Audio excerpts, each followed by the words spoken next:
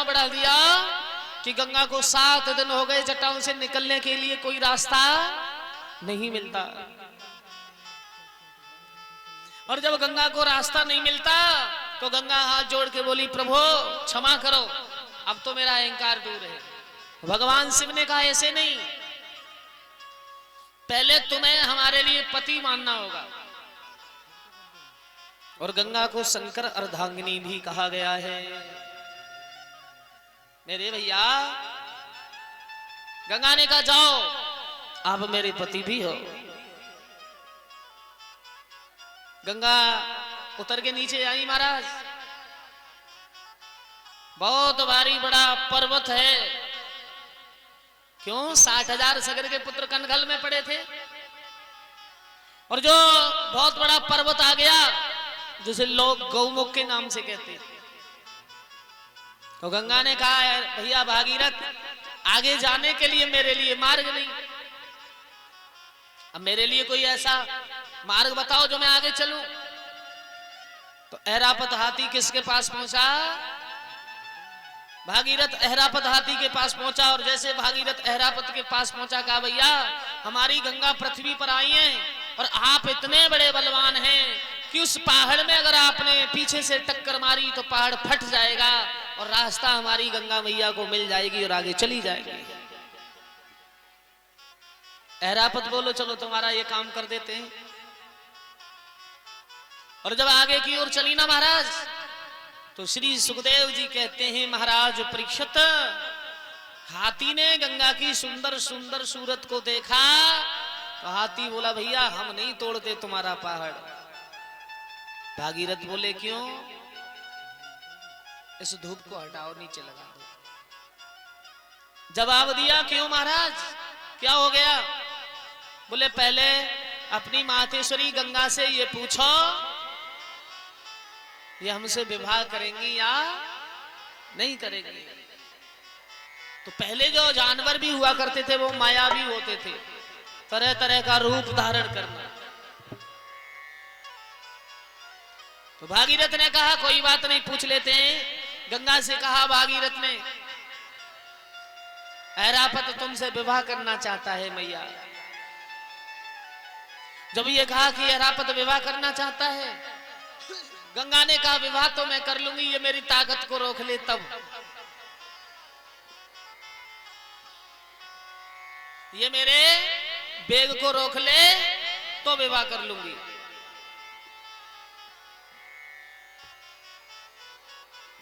जब ये कहा है वेग को रोक ले, तो हाथी बोला कि हम तो बड़े समर्थवान हैं। और हाथी ने विशालकाय रूप से चारों पैरों को खड़ा करके और ऊपर को सूंड की, बोले लगाओ अपनी ताकत। और गंगा, जो हाथी ने पहाड़ फाड़ा था, उसकी दरार में से निकली। आगे थोड़ा मैदान मिला, दशा ही बदल गई।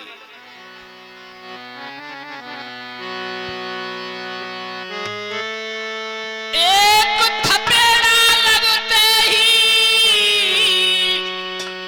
और ध्यान पापी का टूट गया। दूसरा थपेड़ा लगते ही वो पापी जल में डूब गया।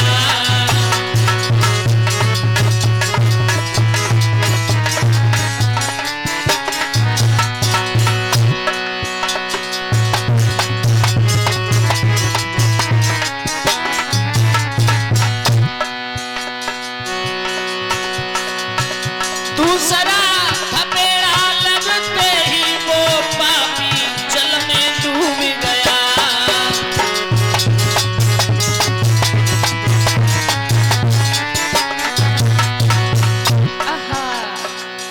गंगा बोली, रोको ना, रोको ना हमारी ताकत को। हाथी सोचने लगा, वाह, मेरा विवाह और कौनो सब है वो।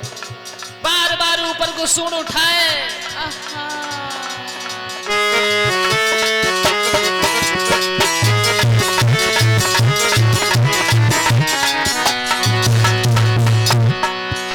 महाराज हाथी की छोटी किलकारी,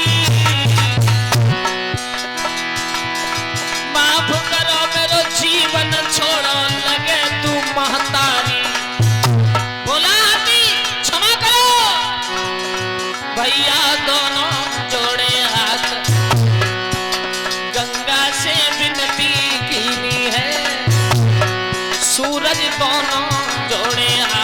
गंगा से विनती कीनी है।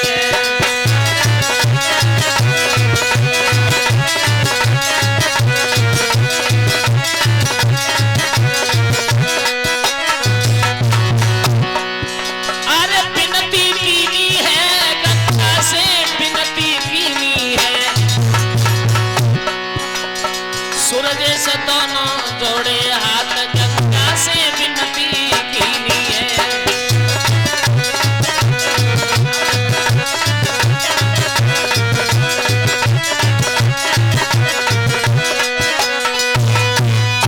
एक थपेड़ा गंगा माँ का लगा, उसके पैर उखड़ गए और दूसरा झपक्का गंगा ने मारा, इतना विशाल बड़ा कर दिया यज्ञपति जी। हाथी के पैर उखड़ गए और हाथी बह चला और हाथी के मुखारबिंद से एक ही आवाज निकली, मां।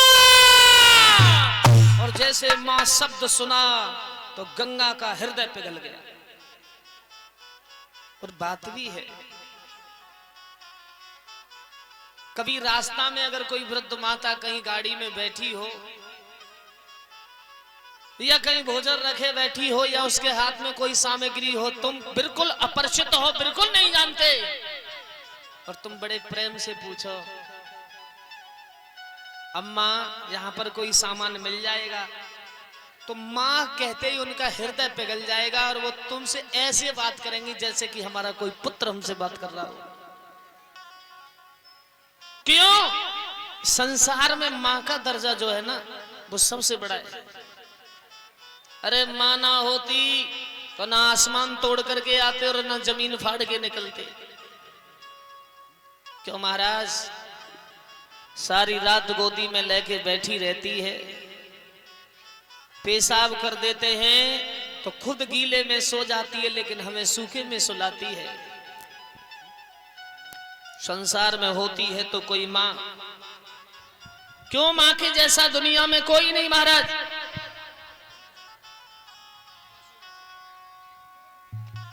हाथी ने जैसे मां शब्द कहा और मां शब्द कहते ही हाथी का उस मैया का दिल भर आया है। जैसे मां का दिल भरा,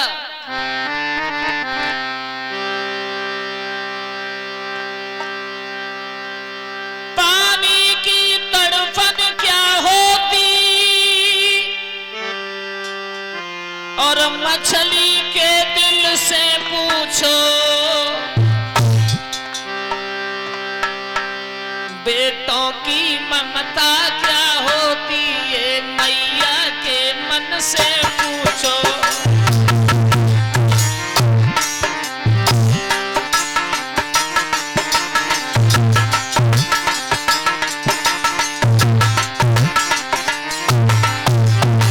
बहुत सुंदर। बेटे की ममता क्या होती है, मैया के दिल से पूछो। पानी की तड़पन क्या होती है, मछली के दिल से पूछो।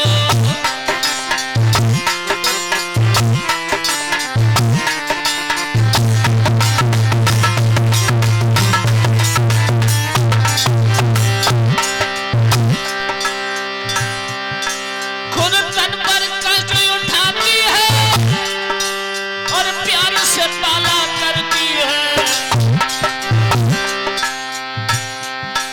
गुरुदेव कहां तक बदला में लोरी में झुलाया करती है।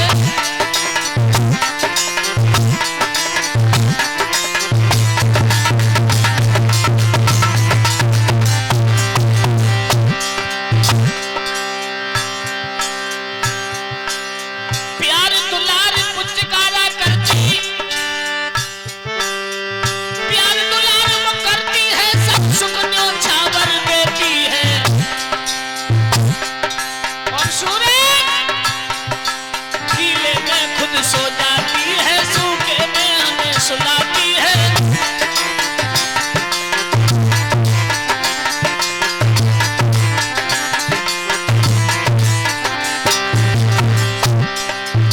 क्यों? संसार में एक जन्म ना हर जन्म मिले, माँ के समान प्रेम से कोई भोजन कराने वाला नहीं मिलेगा पंडित जी। हाँ दिख रहा है तुम बड़े खुश हो, शायद सोच रहे हो कि हमारी पत्नी हमें प्रेम से भोजन कराती, लेकिन जो प्रेम माँ अपने बेटा को भोजन कराते समय देती है वो पत्नी कभी नहीं दे पाएगी, ये ध्यान रखना। क्यों? जब हम छोटे से हुआ करते हैं तब देखो छोटा सा किनका मुंह में देगी हम बाहर निकाल देंगे, फिर मुंह में देगी फिर बाहर निकाल देंगे। एक बार पत्नी को बिठा के कहना कि हमारे मुंह में भोजन कराओ, और एक बार भोजन अगर मुंह में से गिर जाए तो लोगों का मुंह में दमना है तुम्हारे में। वो माँ ही होती है जो बार बार मुंह में डालती है और बार बार निकालते रहते हैं। क्यों? और माँ का एक अनोखा काम, अम्मा को दूध बड़ा अच्छा होता है, न गर्म करे की जरूरत है न में चीनी मिलाए की जरूरत है, बस पिए चलेगा, दबा दब पिए चलेगा। क्यों? मैया के जैसा दुनिया में कोई और नजर नहीं आया।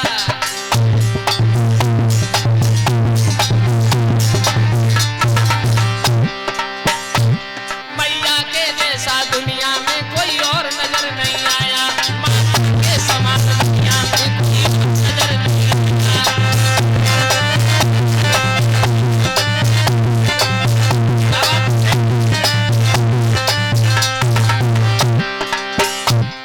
शायद हमारे साथ ये ढोलक बजा रहे हैं, वैसे रिश्ता में भतीजे लगते हैं।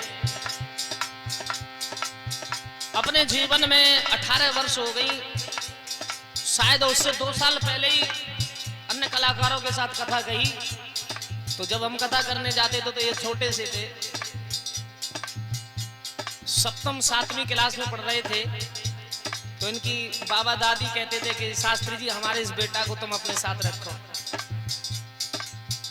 इतना बड़ा शौक लगा कि सबसे पहले हमने कहा आप कथा सीख लो, सब कुछ जानते हैं, कथा भी के नहीं जानते। बोले जाना किसके साथ है? गुरुजी अगर आपके साथ रहूंगा तो रहूंगा, नहीं तो खेल खत्म, किसी के साथ मुझे जाना नहीं है।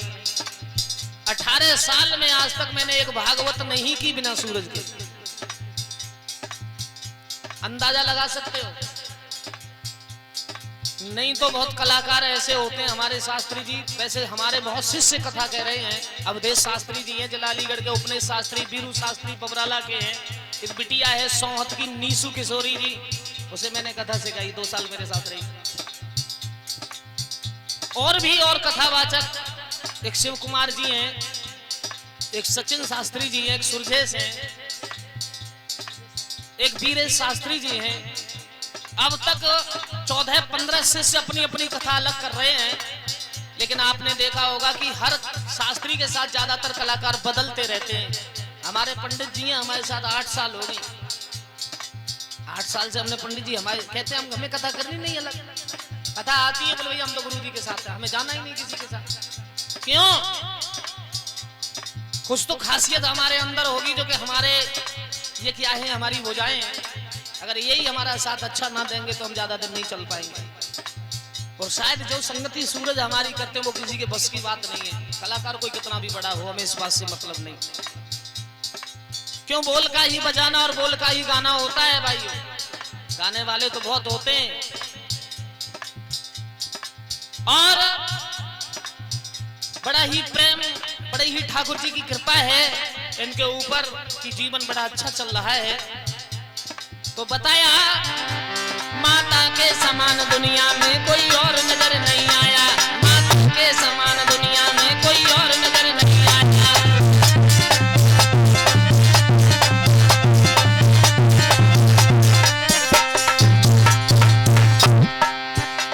बिना माँ के कोई दुनिया में आया? कोई नहीं आया। राम आए किसका सहारा लेना पड़ा? माँ का। कृष्ण आए किसका सहारा लेना पड़ा? बिना माँ के कोई आओ ही ना आसमान से उतर के, सबे अम्मा की जरूरत है। पंडित जी तुम शायद आसमान से ही आए, आसमान से? वाह वाह, चौक गए देख लो 1 मिनट में। पंडित जी मुराना आसमान से आए। क्यों? जब जब जीव जगत में आता तब तब उसको मिलती माता, माता का है सबसे नाता, रामपाल यद तुम्हें बताता। जब जब जीव जगत में आता तब तब उसको मिलती माता, माता का है सबसे नाता, रामपाल यदि तुम्हें बताता। दूध हमें कोई और नजर नहीं आया, मैया के जैसा दूध हमें कोई और नजर नहीं आया।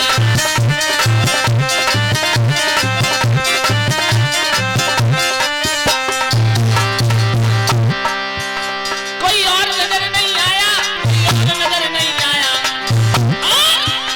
माता के समान दुनिया में कोई और नजर नहीं आया, माता के समान दुनिया में कोई और नजर नहीं आया।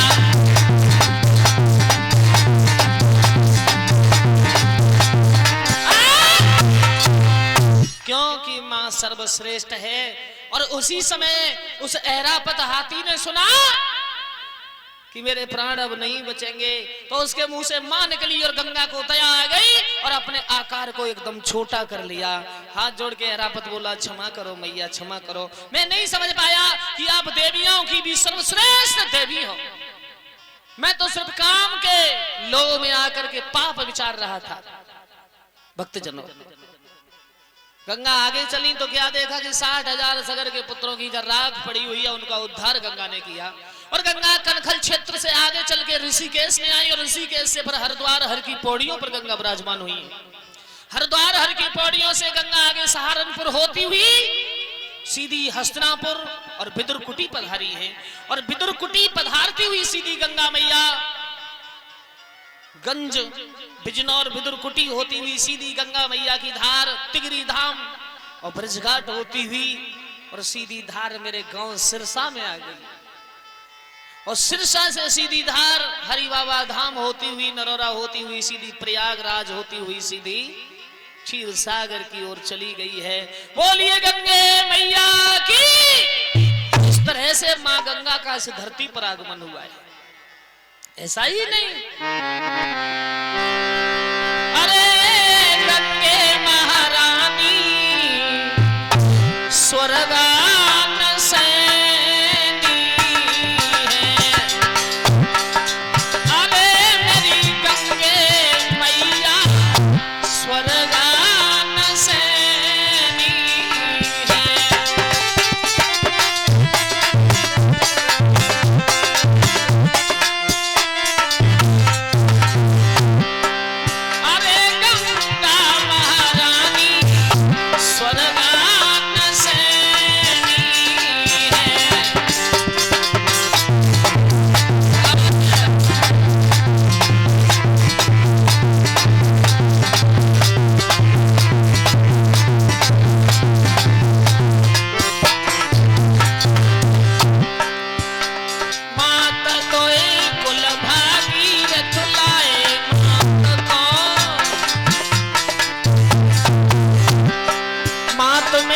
हरि की पैर नो